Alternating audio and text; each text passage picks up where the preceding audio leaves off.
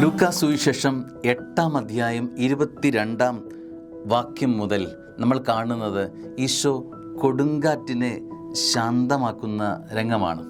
ഒരു പാട്ട് പ്രകാരം കേട്ടിട്ടുണ്ട്. നിന്റെ വിശ്വാസത്തോണിയിൽ കർത്തനുണ്ടോ, അവനമരത്തു തല വച്ചു മയങ്ങുകയോ.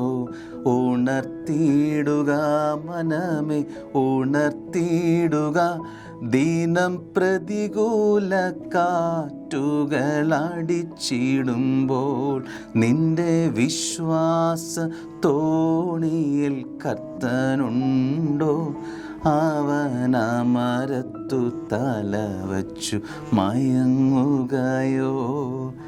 കൊടുങ്കാറ്റ് ജീവിത പടകിനെ അടിച്ചു കയറുമ്പോൾ കർത്താവ് പടകിലുണ്ട് എന്നത് ജീവിതത്തിൻ്റെ ഒരു ധൈര്യമായി നമ്മൾ കാണണ്ടേ. ശിഷ്യന്മാർ പകച്ചു നിൽക്കുകയാണ്.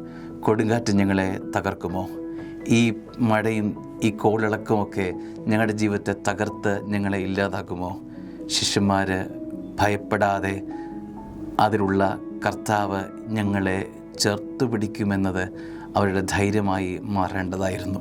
സ്നേഹമുള്ള ദൈവവേദലേ, നിൻ്റെ ജീവിതം ഏത് പ്രക്ഷുബ്ധമായ കടലനുഭവത്തിലൂടെയാണ് പോകുന്നതെന്ന് അച്ഛനറിയില്ല. പക്ഷേ നിൻ്റെ പടകിൽ കർത്താവുണ്ട്. നിൻ്റെ പടകിൽ കർത്താവുണ്ട്. അവൻ ഉണർന്നിരുന്ന് നിന്നെ സംരക്ഷിക്കും. ഈ പ്രഭാതത്തിൻ്റെ ധൈര്യവും ജീവിതത്തിൻ്റെ ബലവുമായി കർത്താവിൻ്റെ കൂടെയുണ്ട് എന്നത് ആവർത്തിച്ച് പ്രാർത്ഥിച്ച് ഒരു അഭിഷേകം ഉൾക്കൊള്ളാം. ദൈവം അനുഗ്രഹിക്കട്ടെ. ആമേൻ.